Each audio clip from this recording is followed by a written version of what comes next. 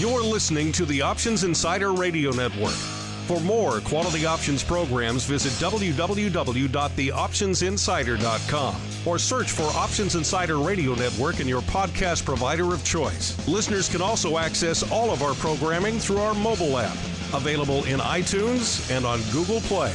Don't forget to follow along with your favorite programs and submit your own questions for the hosts at twitter.com/options, facebook.com/theoptionsinsider, or via questions at theoptionsinsider.com.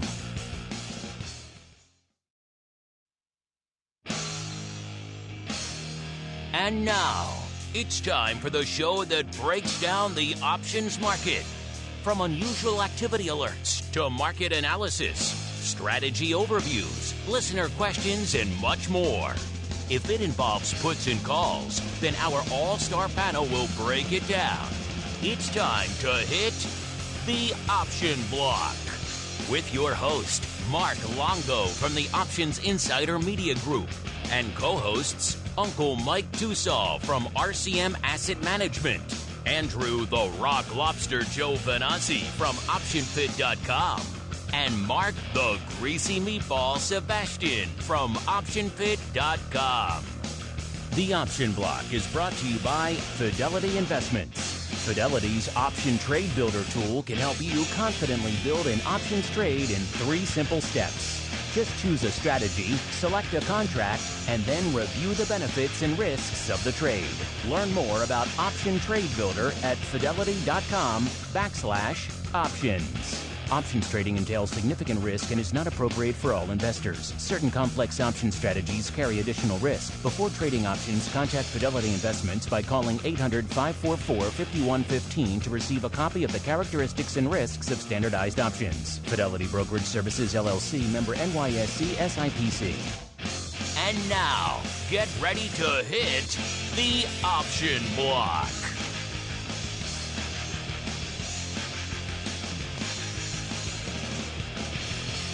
All right, everybody, that music means it is time once again for the old OB, the old Option Block, your bi-weekly source for all things fun and exciting and interesting and informative in the world of options. My name is Mark Longo from the aforementioned brand new TheOptionsInsider.com, as well as, of course, from the ever-exciting Options Insider Radio Network. A lot of stuff going on in the world of options.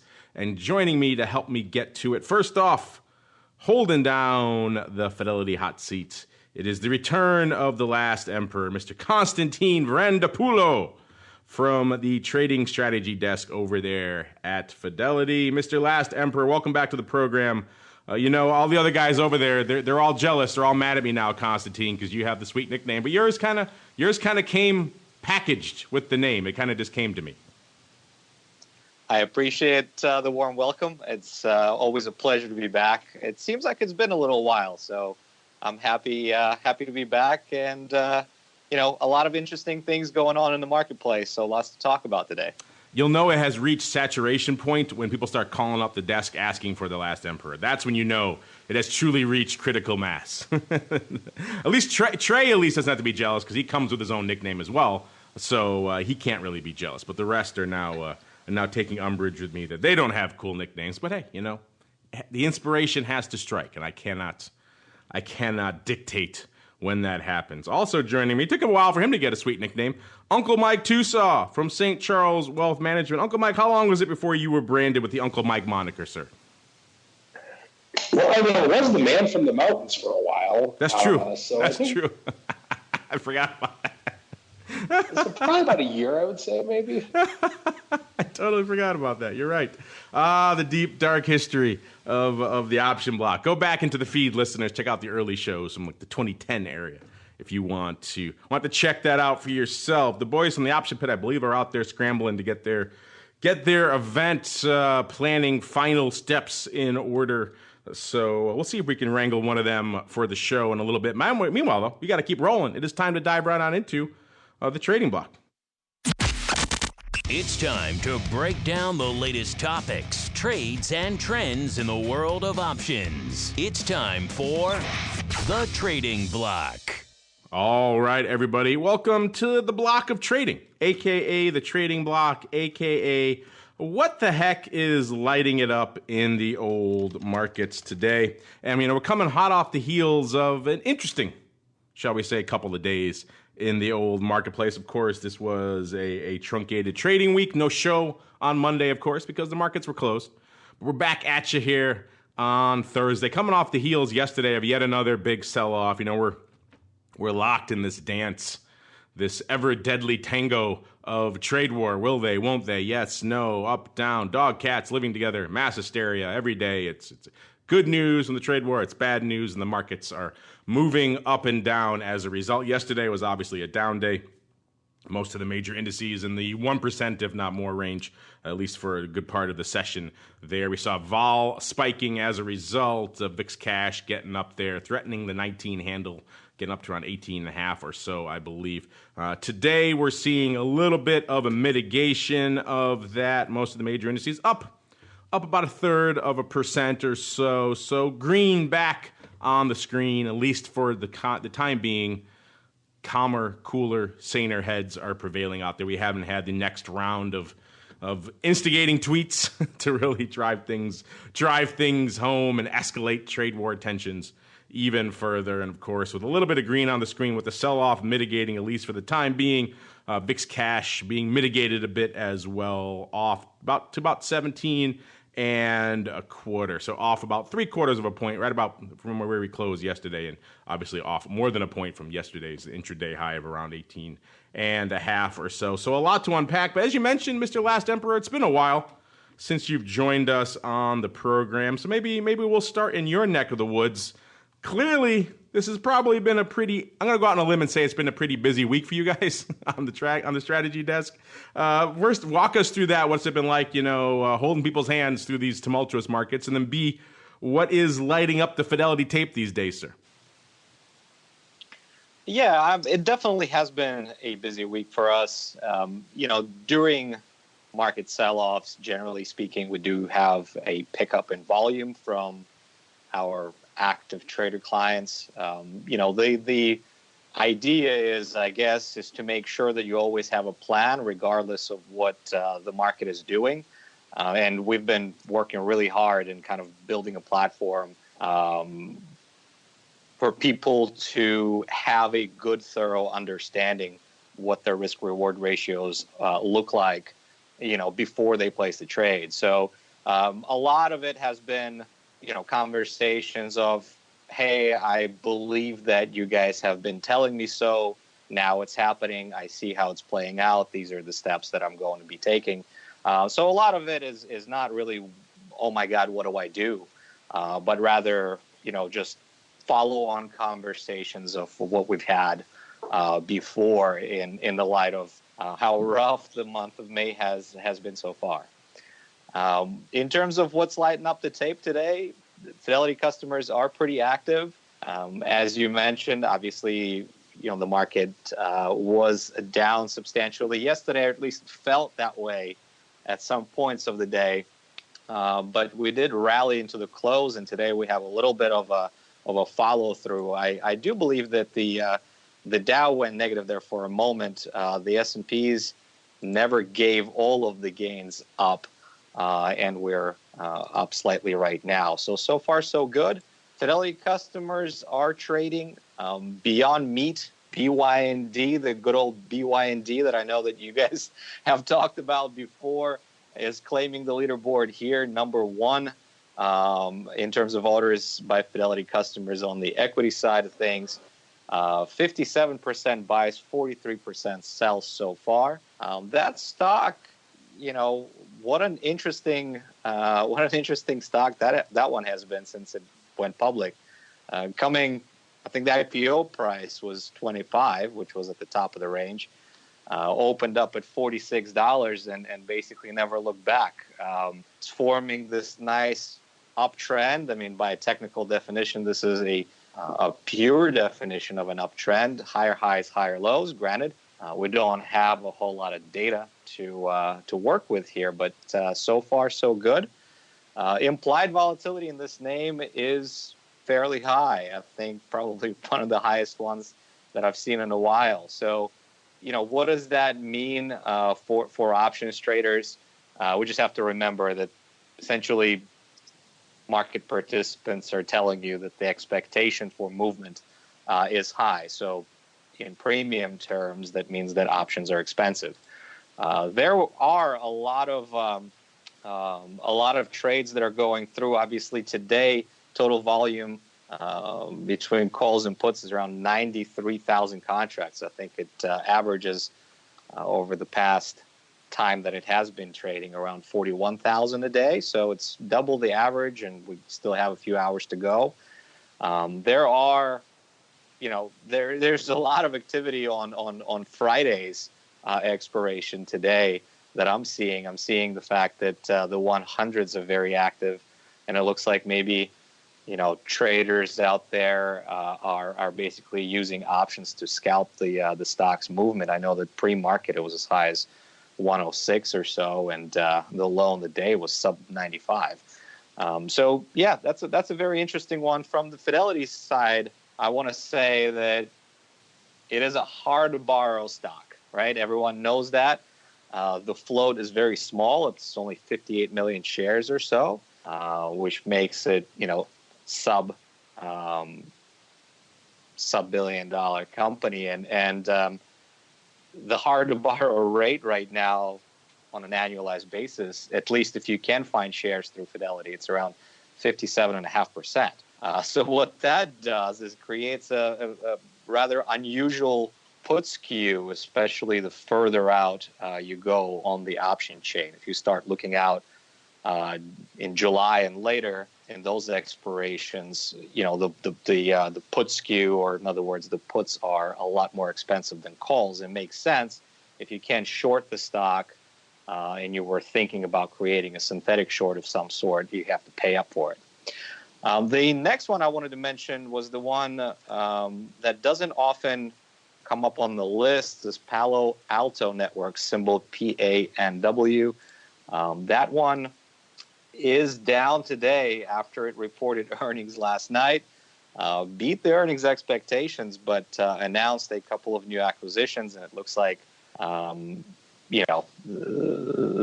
company management mentioned the fact that these acquisitions will most likely slow down things in the coming quarters. And this morning you had a slew of not necessarily downgrades, but price cuts to the 12-month price targets by a lot of analysts. So the stock is down right now about 6.3%, trading right around that 200 level, 201.84 right at this moment.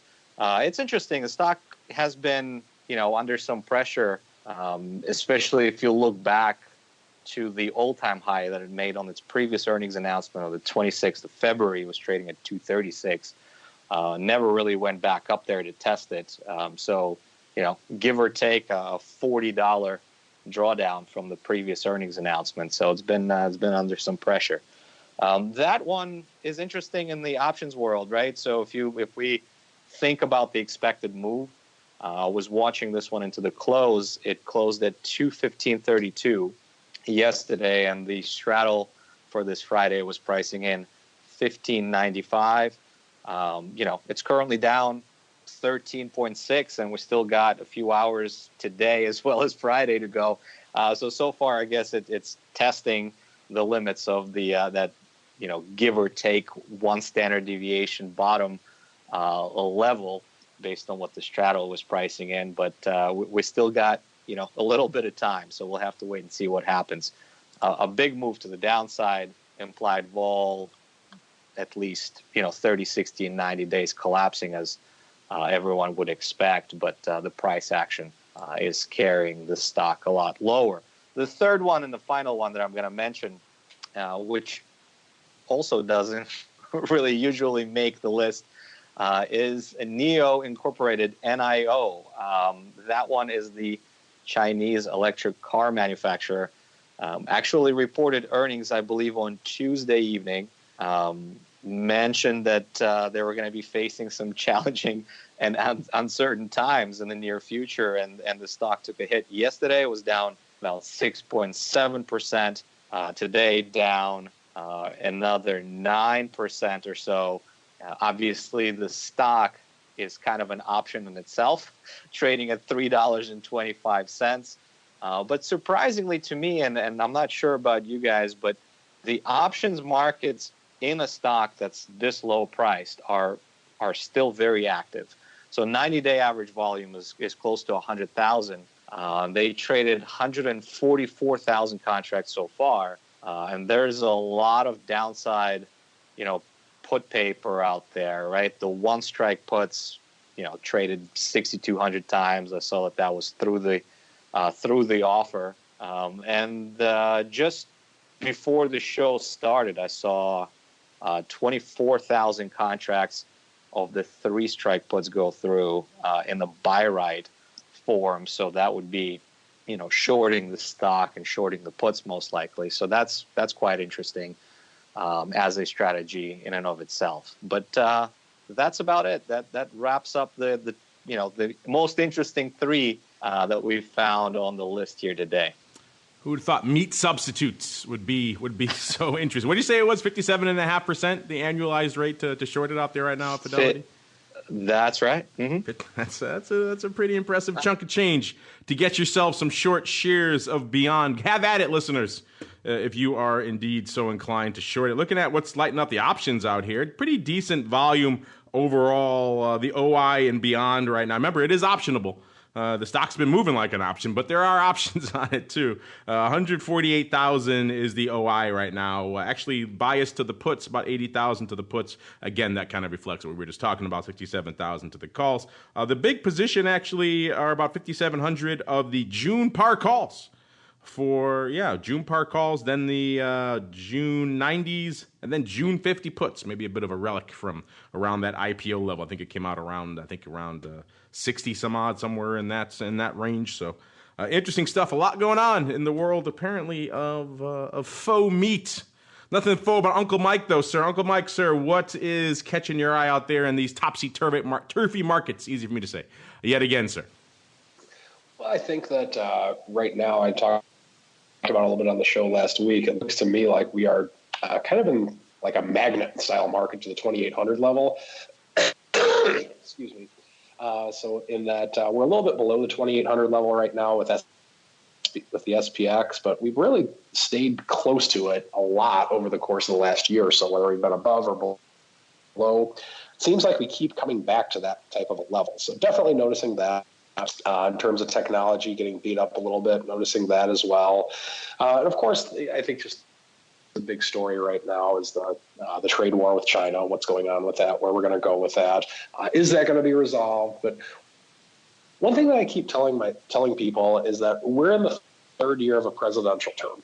And I really believe that a pro-business president going into campaign season, which will be starting actually sooner than we all think, he doesn't want to have, in 2019, the market was down.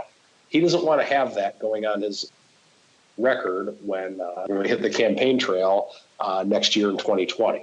So ultimately, I do really believe that we're going to have some upside in this marketplace over the course of towards the end of the year. Right now, we're pulling back a little bit. We've had quite the bull run at the SPX started the year off at roughly 2,500. It's up over 10% on the year. And so that's pretty good for late May, of course. Granted, we did have a big downturn in late December last year to kind of account for things. But with that being said, so far this year, we're not doing that badly. Whenever we do have a run-up like we have had over the course of the last few months, there's going to be some pullbacks. And so ultimately, I think we're at a key point in that if we stay around the 280 level SPY, 2,800 SPX, that'll give us a lot of clarity going into the fall. Oftentimes, oftentimes when we do have the third year of a presidential term, policies are dictated in such ways to where presidents don't like having down markets. So I'm bullish going into the end of this year. The other thing that I'm looking at right now is that I'm probably leaning more towards being a premium seller at this point in my option strategies. Meaning I'm selling put spreads as opposed to buying calls a little bit more. I'm doing both still, but I think that with volatility at a higher stage, right now. I think it makes more sense to be more of a premium seller. However, I will say this, make sure you have your risk management in place, as with anything. It's a different style of risk management. If you're just buying an out-of-the-money call when the VIX is at 9, you just buy an out-of-the-money call, a couple dollars out of the money, and, well, who cares if you lose everything because it's such a small amount of money. Assuming you didn't put everything into it, which is what the case, I hope. But right now it does take a little bit more money to sell a spread, sell a short put, something along those lines. So make sure you have your risk management in place. And typically I like to tell people, don't let short put spreads go in the money.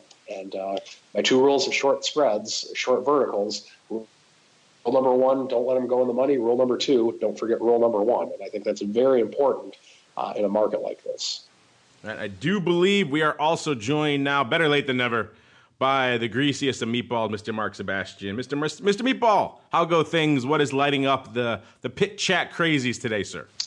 Yeah, I think the interesting piece is that every time there's a piece of China news, we react less and less and less, especially in the volatility space. Yesterday, really odd behavior, right? And Mark, I know you noticed this. Like, we're down 34 points, and VIX futures are like, meh. VIX is like, meh.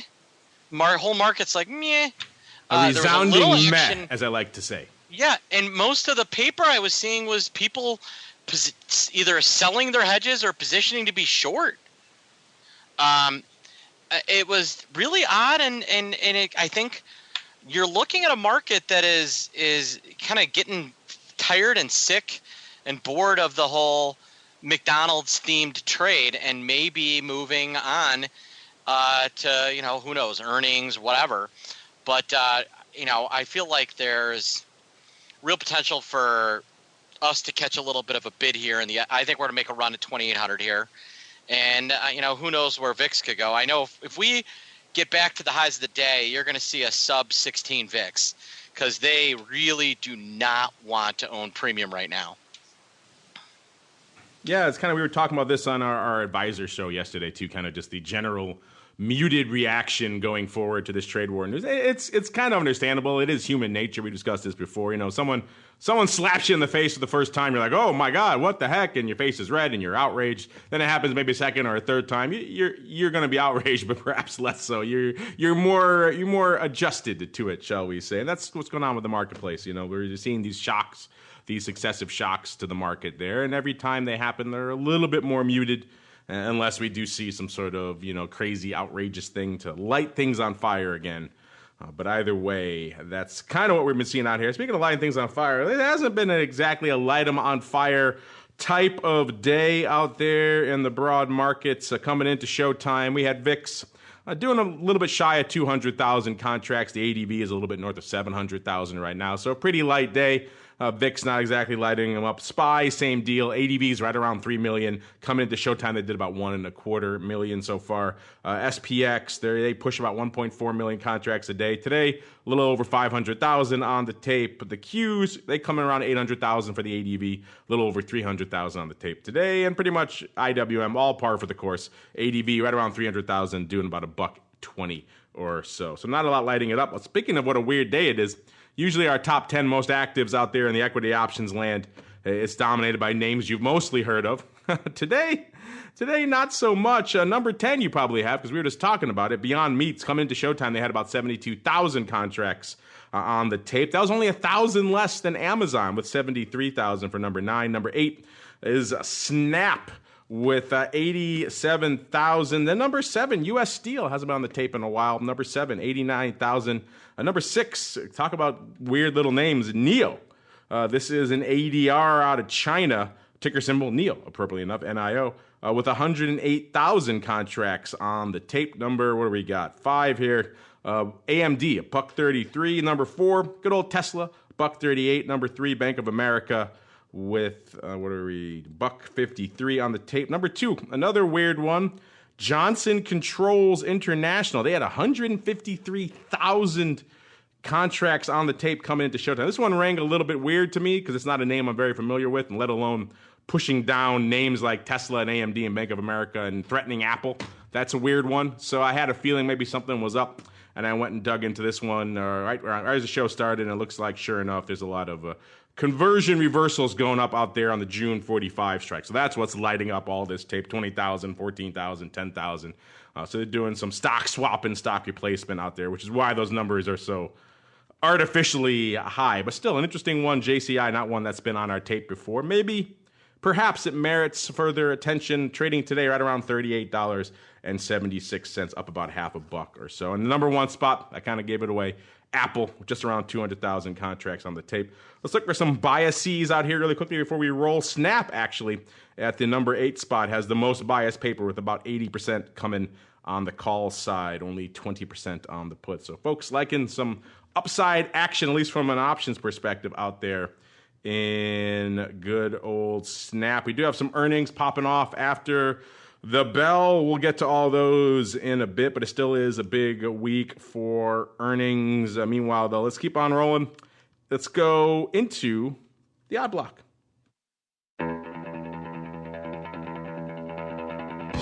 It's time to break down the most interesting, unusual, and downright questionable options activity that's been identified by theoptionsinsider.com. It's time for the odd block.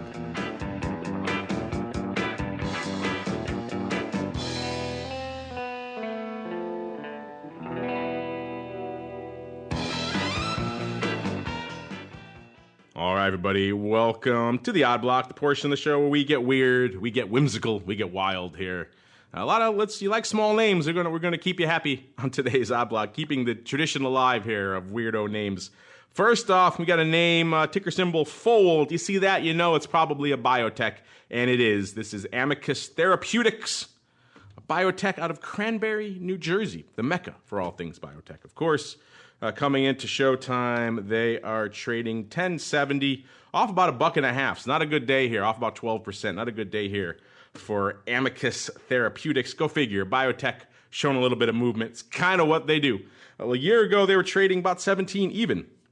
So well north of where they are right now. Then like the rest of the market, they reached their nadir there, the doldrums there, right around Christmas Eve. Actually, this one was a couple days earlier on the 21st, not exactly on Christmas Eve. They hit 838, that was their low, at least on that day. And then they kind of rebounded right off it like the rest of the market. Went right back up to 1230, so pretty much a four-handle run, roughly 50% run over the course of about a month here. So a good pop for Fold. And then they continued to rally for a while there, got up to, about 1430, another $2 by early April. So things were looking good, and then they kind of have been on the downswing ever since, getting to today, 1066 out there. So an interesting little saga in this biotech name. Let's see what our Eye of Sauron picked up on the options tape here today. I'm going to go out on a limb and just guess. Maybe it's probably on the puts. Let's see. Oh, yes, I am correct. They are the July 11 puts, but maybe not going up perhaps the way you would think, given all this hither and yon here in the stock. It's 5,000 of the July 11 puts going up for 77.5 cents. These things were about 20 cents wide. When it went up, they were 75 cents at 95. So someone coming up right off the bid to open up for 5,000 over there on the Philly, doing it again for 2.5 cents off the bid. Opening does have the whiff of some, as the Rock Lobster would say, some line in the sand puts. Let's see, the 11 strike getting 77.5. So yeah, that's a little bit south of where we are right now. You're talking about 40 odd cents south of where we are right now. Obviously the 11 strike in the money. Maybe they did this before the big sell-off, or maybe as a result. I don't know. Either way, maybe they weren't thinking these puts are going to be as aggressively in the money as they already are. So good chance that line may be crossed, as it indeed already is. But they got some time.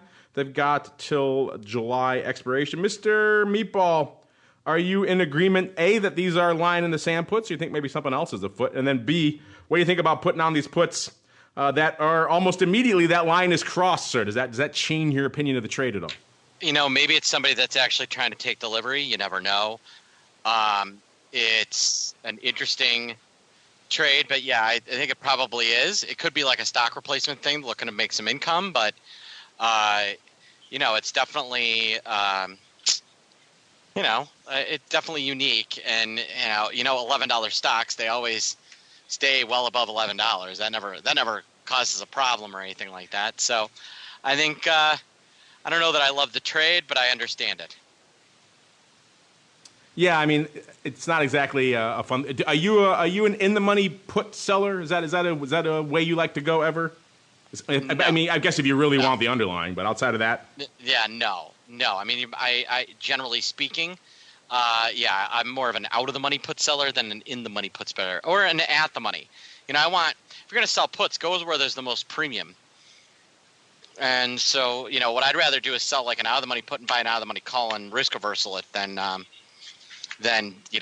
taking a credit than do what this guy is doing. That's just not my that's not my bag. Not my cup of tea. Not your bag, indeed. I had a feeling that was not your bag, but you never know. Maybe you changed since the last time I talked to you, and all of a sudden you like blasting away at deep in the money puts. You never know. Crazier things have happened. Let's see if our next name can continue to contribute to the crazy. Next up here, I love these little live odd blocks where we're kind of seeing them for the first time and sinking our teeth into them with you guys, the listeners. It makes it kind of fun. It's like live theater. All right, so next up we've got, what do we got here? Steel Dynamics, Inc.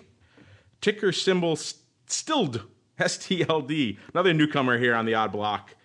This is a steel producer based in Fort Wayne, Indiana. In case you're curious, they have a production capacity of 11.35 million tons. There you go. Put that in your trivia book for the day here. Let's look back at today trading 25.80 off about $1 or a little over 3%. A year ago, they were looking a lot better. They were trading about $50 actually. $50 back in late May of last year, and then they rallied all the way up to let's see, 50, about 51 was their high. So a year ago they were right about at their high.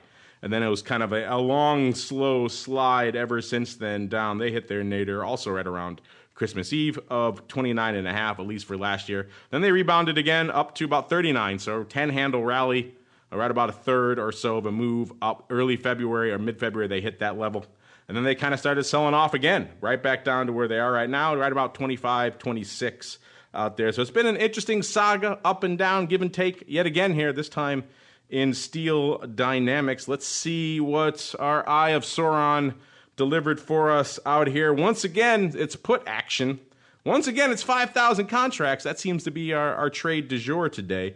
This time it was in the June puts, the June 26s. Once again, at the money, slightly in the money puts. So I'm seeing a trend here. Going up, let's see, these things when they went up were 70 cents at 80, so fairly tight for a relatively illiquid name. I'll take a dime. That's not too bad. They went up for 79.9 cents. So their broker said, I'm going to get you a little bit better than the offer. There you go. Are you happy? So there you go. They do a little bit of a price improvement, a fraction of a cent, and I guess the customer is happy. So buying them right off the offer of a fraction of a cent off of the offer. These are opening over there on the Philly. Philly leading the dance out here today, all this action. The earnings are on the 22nd of July, so this is not an earnings play. This is just straight up someone coming in and looks like gobbling themselves up some opening at the money puts that go out in less than a month. Mr. Rock, Mr. Meatball, you didn't like the last one selling those puts. I'm guessing, I'll go out on a limb and going to guess you maybe like these even less. Gobbling up puts for 80 cents with about 3 weeks and change to go. Is this high on your savvy scale, sir? There's usually better ways to express that opinion, unless this is a person that has here's the thing, right? So if they have some sort of smart knowledge about this, buying these makes them suspect, and and they need that kind of move. I don't know. People do the darndest things. Kids say the darndest things, folks. They do indeed. Oh, the beloved Bill Cosby oeuvre. Oh, how we miss it. Jello pudding pops, all that good stuff. Instead, let's keep rolling. Who knew he'd be so divisive? What a crazy thing for all kids who grew up in the 80s that Bill Cosby is now such a divisive and indeed loathed figure. Craziness. All right, let's keep rolling into our final name here. Let's see. Less controversial, certainly, than that. We've got, what do we got? We've got Honeywell. Honeywell International. So this one's not a newcomer. Actually, this is a review of something we highlighted first back a little over a month ago, April 18th, so about a month and a half ago. We talked about someone coming in. Looks like at the time they were scooping through the offer, a little bit of call love out there in Honeywell to the tune of 3,000 of the May 175 calls going up for, let's see, they were offered at 34 cents. This person pretty much gobbled them up for about 35. So about a penny through the offer. These were opening. This was a post-earnings trade. Earnings had happened not too long before that. Total volume on the day was actually a lot more, up to about 12,000. The OI coming in was only 47. So this was all open in paper all day long, about 12,000 contracts. We thought we'd mark these down to keep an eye on these, see how they fared. They were May, obviously, so they've gone out now. Let's go back and look. The stock closed that day on the 18th, right around 169. So these calls about $6 out of the money. And this guy seemed like he was on the right tip. The stock kind of took off right after he did this trade. It rallied from about 169 up to 172 immediately after, like a couple days after it was traded from 172. It hit a high in the subsequent weeks of about 174 and a third or so. So it got up there threatening that 175 level. So if it was indeed size, open, and call love, and it did it indeed, at least that block was. The rest of the paper, I don't know, but we highlighted that block in particular. Looks like this guy hit it out of the park. It did pretty well. Because what do you want when you're buying premium, right? You want it to aggressively move toward that strike, and it seems like it did fairly aggressively in that case. And then digging in, courtesy of our friend the Flow Master and all of his great search tools there at Trade Alert, it looks like most of these were closed out right immediately prior to expiration, with the possible exception, ironically, of our 3,000. I'll look in here at the flow history of this contract. Over 13,700 traded on the 18th, so a lot went up that day. And the OI, there was a little bit of back and forth on some of them, obviously, but total OI up to about 10,000 after that printing of that day. And that was the biggest day in this contract's life. And then beyond that, we saw some other days trading, decent. The OI got up to around 10,000 and stayed around 10,000 for a while. And then by May 1st, so a couple weeks later, it was down to about 6,000. So roughly 3,000 had closed out.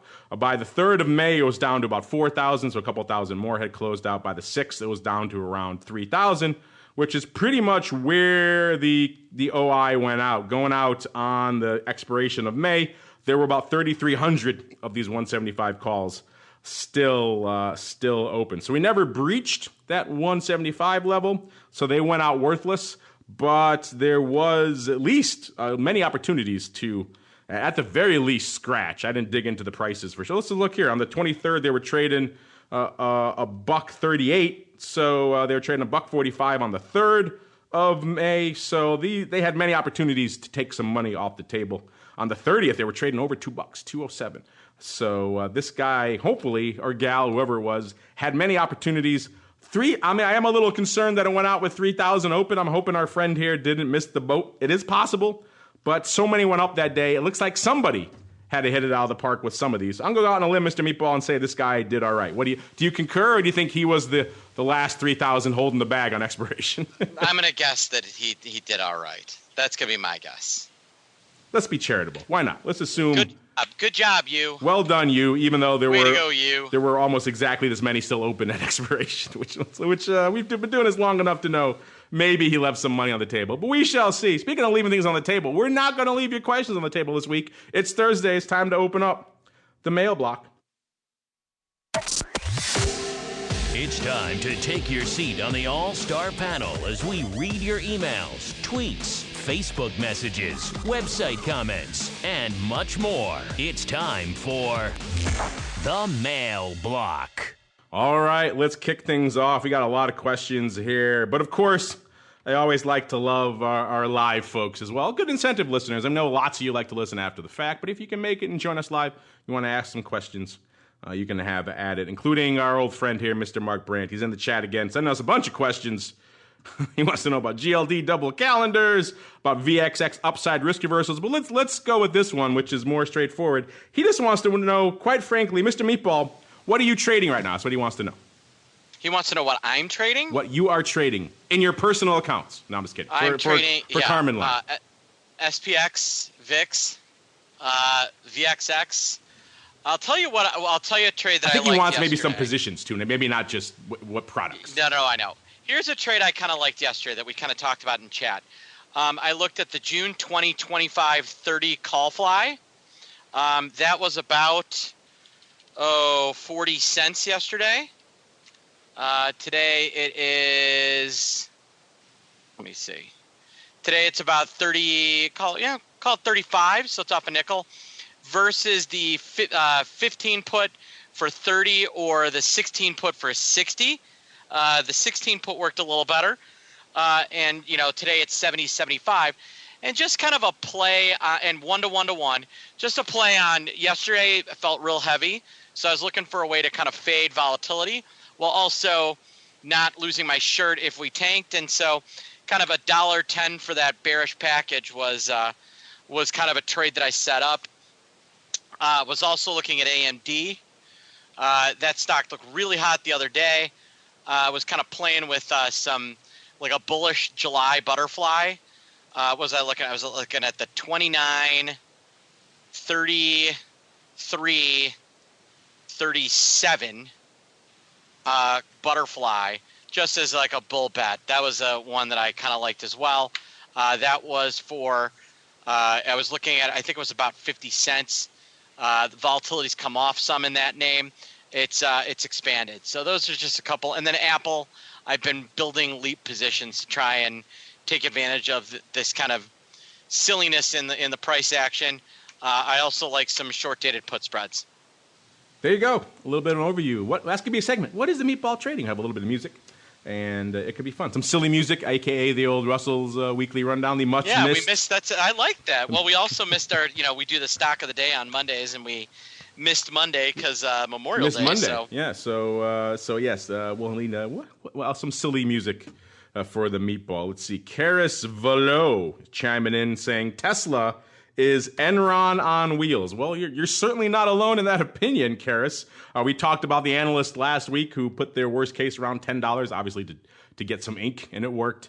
But still, the options certainly are perhaps agreeing with you. Right now, coming into showtime, the biggest open position in Tesla remains these June 50 puts, 50 puts in June. So not Jan 2021, nothing like that. June 50 puts, about 71,000. That's the best part. They continue to grow in open interest every time we talk about them, which is fascinating because, they're so short term. And yet they continue to dominate the charts. And the number 2 are the the Jan 50 puts. Number 3, the Jan par puts. Number 4, the Jan 10 puts. And number 5, the June par puts. Those obviously have a little bit better chance of coming to fruition. Let's see, where is the madness that is Tesla? Today it's at 188, almost 189, off about $1 or about 0.5%. So, yeah, the options OI, at least from a net perspective, is perhaps agreeing with you that they are. I don't know. I think June. I've said before. I think June may be a bridge too far. But hey, who am I to judge such action out there? All right, let's see here. A bunch to choose from here. All sorts of fun questions. Ali, a deceptively simple. Actually, no. Let's get away from this one for a second because this next one from Con9. We can go back to Ali in a minute. Con9. This kind of gets on what you were talking about earlier. Con9 wants to know: is there such a thing as a stock being too cheap to trade options on it? This is a constant source of debate, conversation in the space. We used to have the Viceroy on the show, and he was not a fan of certainly anything below $5. And probably if you told him you're trading options on a stock below $10, he would probably look at you a little bit askance. At that point, he's like, the stock is an option. What are you doing? But again, cheap names. NEO. I was just talking about NEO. NEO, I believe, is around $3. Let me see, and that's in the top 10. Yeah, 3.25. And that's in our top 10 most active options today. So clearly, people are lighting up options. We had unusual activity last week. The stock was, I think, around that level, a couple of bucks. So, I'm personally not a fan, really, when they get that cheap. You got the stock. But clearly, there are people out there who are doing that. Last Emperor, you were just talking about this earlier. Cheapy names were lighting up the tape over there in Fidelity. So do you have a line in the sand at which you will not cross? Is it like $5, or are you a fan of maybe taking a flyer even on cheap names like this? Yeah, I think I think the $5 rule actually stems from more of the kind of the institutional side of things, right? A lot of institutional investors, money managers just cannot participate or buy or own, right, stocks that are non-marginable in a lot of situations. So sub $5 rule, I think, kind of stems from that. But yeah, I mean, this is strange. I mean, it surprised me. I'll be honest with you. I know that the stock has been very volatile over the past year. I mean, I saw the stock, as high as like 1050, and now it's trading at 3.25. So needless to say, it lost 70% of its value. So if you were trading options, I guess, on this name, and you did catch the top at $10, and you were writing it down all the way using options, you probably did all right, I would imagine. But from the shorting of the stock perspective, if you did want to short this, right? I mean, you can only make $3, and you have unlimited risk to the upside, right? So maybe some of these players that have been making money all this time are still using options in order to minimize upside, risk exposure.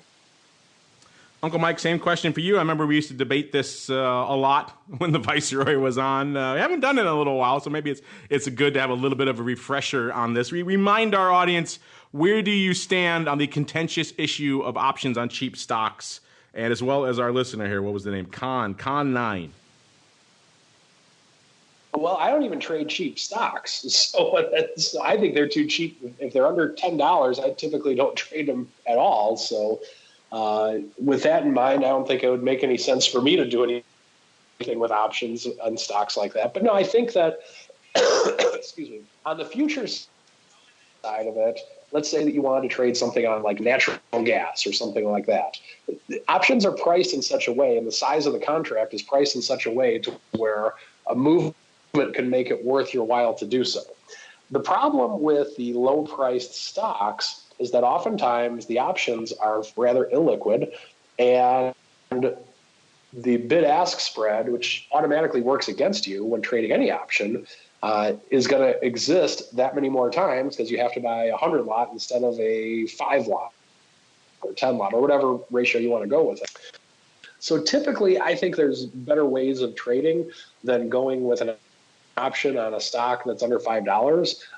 You could, I suppose, if you really wanted to, but let me put it this way. I would really, really, really have to like the trade for me to even consider doing something like that. Yeah, you got to kind of want it. Mr. Meatball, I'm assuming you're in the same camp, sir. Do you ever like a little bit of options on some cheapy stocks? You know what? I don't always hate them. I'll tell you, I used to make markets in Sun Micro when it was like $3 forever. And it can be okay, a nickel for, a $5 call just in case the underlying goes up. That way you're not sitting a bunch of money in the stock. It can be some of these names, if it's low vol and it's a big name and just happens to be low dollar, that's fine.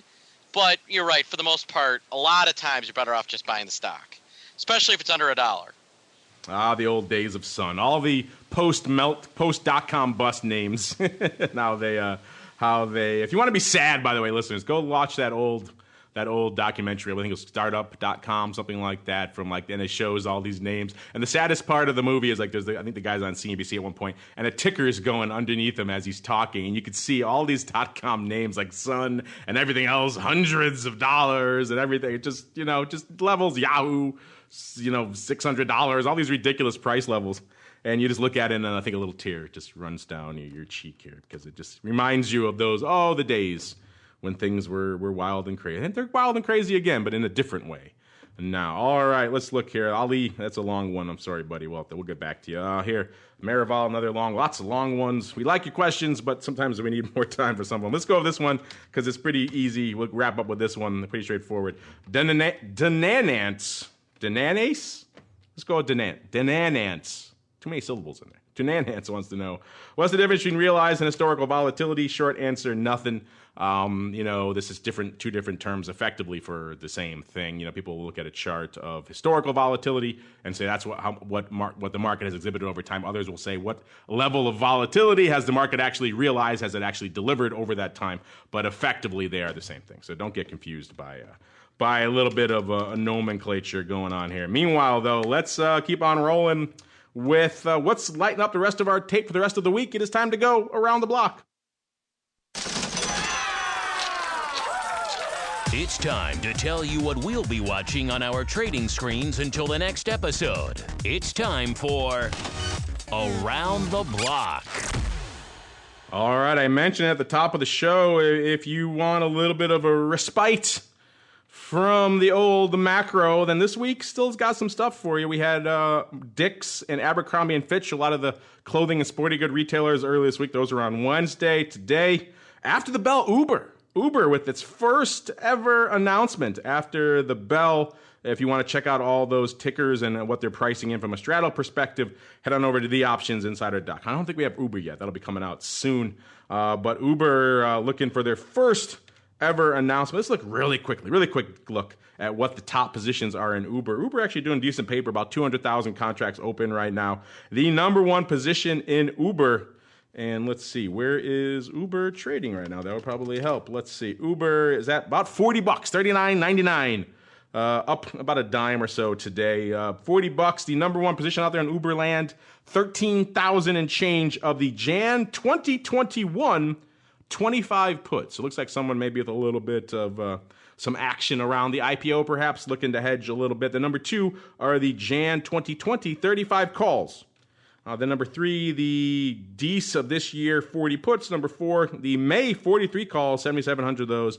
And right out the top five are the Jan 2020 40 puts with 7,700 of those bad boys. So interesting stuff going on out there. So stay tuned for Uber. That'll be an interesting one to see because, I saw a chart the other day, something like 80% of companies that IPO'd over the past year have had no earnings.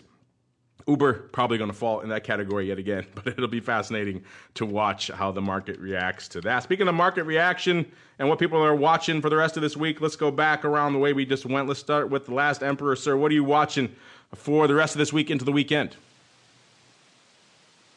Yeah, Uber is definitely on my list as well. I was looking at that $40 par straddle trading right now around 295, so give or take 7 some odd % expected move. I know that there was some news today. The company was announcing that maybe it's going to be making some changes in terms of who will be able to hail a cab in the near future, right? Those ratings and so forth. Who knows what's going to happen? First announcement, obviously, a very tough thing for the management of firms, generally speaking, of, how are they going to interact with the Wall Street analysts? Because there's still a lot of firms out there that don't even have coverage on this one. So would be interesting to see what happens. I'm also watching the VIX futures curve. I know that Mr. Meatball talked about it a little bit earlier. Definitely noticed the strange action in the VIX while we were actually hitting day lows there in the S&P.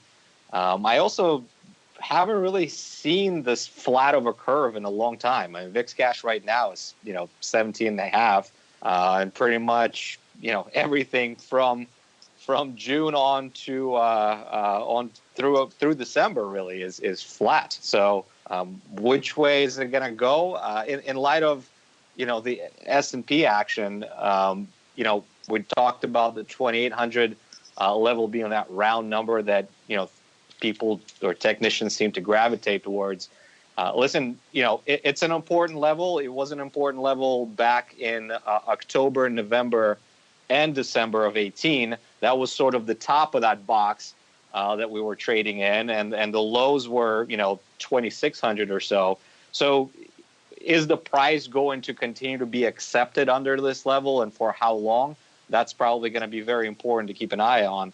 And I know that financial networks yesterday were just blowing up talking about the 200-day moving average, which we are just a smidge above right now. I think that's 27.76, at least my last look. So definitely flat futures curve, flat VIX futures curve, and an interesting level from the prior year to watch. We're also going to be looking at the ISM numbers on Monday.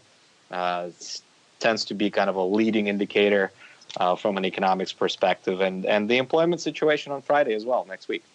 Yeah, that flat futures curve has been a popular topic of conversation on Vol Views. It will be again tomorrow. We were joking last week, you can almost roll from, I think it was July or maybe Sep to Dec and get paid to do it.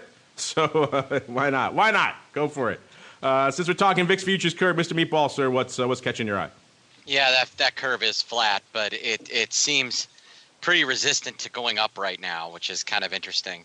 I said this on Twitter last night. I said, if China's looking to sell treasuries, now's the time. They've made a lot of money the last couple of weeks. I don't know why they haven't made a move yet. They could dump half their treasury position, and they would only move us back to kind of maybe where we were less 2 weeks ago. So I'm just going to go out and say it. They're not serious about selling treasuries. You didn't just say that, sir. You did not say that on my network. How dare you? I did. How dare I? How dare you malign Chinese interest in selling treasuries on my network? Curse you. I curse the day that I met the Meatball. All right, let's move on to safer and saner things. Uncle Mike, sir, what is lighting up your tape for the rest of the week? Well, I think that with just not much to add from what was just already said by Mark and the Emperor, but I think just the 2,800 mark is what I'm focusing on very closely, in addition to everything that was just mentioned. There's a lot of things happening, and curious to see what the month of June will bring. The Princeps. It's always fun when he's here. It is always nice to be joined by royalty here on the old program. And unfortunately, though, listeners, that music means we're done. We're done with our little sojourn through the world of options. I hope you enjoyed it. If you're saying to yourself, I need a little bit more Uncle Mike in my life, well, then stay tuned. We got you covered. He'll be back, if you're listening live, we'll be back in about exactly half an hour to talk about all things. I'm guessing we're going to get an update on the silver collar and all things else in the futures options world. In the meantime, you get to enjoy some breakdowns of some Costco trades, courtesy of our friends over there at Options Playbook Radio. Before we go, let's go around the horn, see what everyone else has light up their tape. Let's start once again in the land of the old hot seat, Mr. Last Emperor, sir. What is going on in the world of Fidelity options? And if people want to learn more, where should they go? What should they do? Yeah, thank you so much for the warm host again. You guys in the audience, we're always welcoming the calls. If you're currently a Fidelity client already, give us a ring, give the service line a ring, request an appointment with this trading strategy desk. We'll be glad to speak with you. You can also, of course, go to fidelity.com/options to apply for options trading, or /coaching for some options trading coaching lessons. So don't hesitate, reach out. We're here for you. There you go. Easy place to do it. Fidelity.com/options. That's all you have to do. It's all there for you. The rates, the tools, all the different things. And if you sign up, you can call up the Last Emperor and Trey and the rest of the crew and ask them fun questions, even when they're not on the show. Call them up. Ask for the Last Emperor. It'll blow their mind. It'll be fun. All right. And Mr. Uncle Mike, if they just can't wait for their Uncle Mike fix in a half an hour, they got to reach out to you now. Where should they go? What should they do? stcharleswealth.com, and I'm actually going to eat lunch, so you're going to have to wait till after the show for that. So sorry, folks. But nonetheless, reach me through my website. Feel free to call me on the phone or email me in whatever way you would like.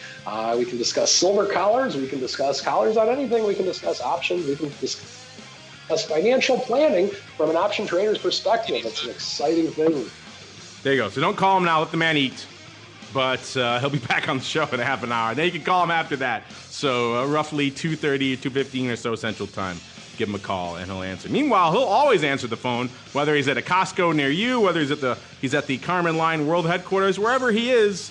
And Mr. Meatball, if they want to call you up and they want to say, hey, I want to come to your big extravaganza, are there any seats left? Hey, yes, my big extravaganza is next week. I can maybe squeeze somebody into the VIP event, but there's plenty for the general admission. So you're going to get to meet me, get to meet Mark, get to meet Leisha, Andrew.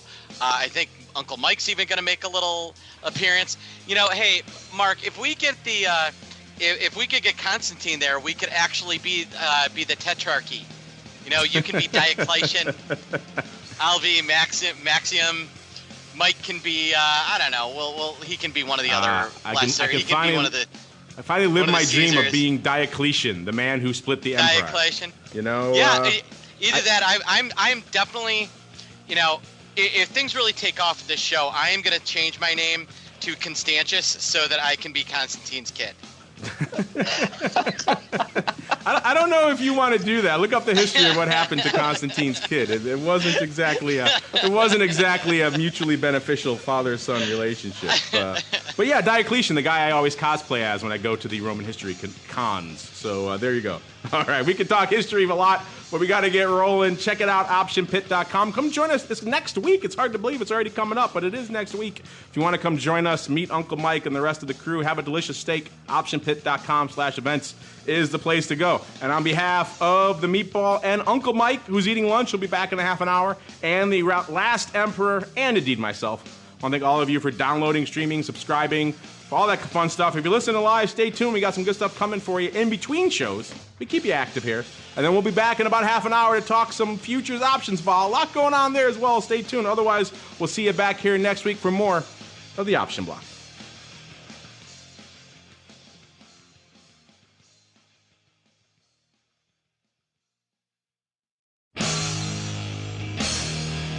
The preceding program was a production of the Options Insider Radio Network. For more quality options programs, visit www.theoptionsinsider.com or search for Options Insider Radio Network in your podcast provider of choice. Listeners can also access all of our programming through our mobile app, available in iTunes and on Google Play.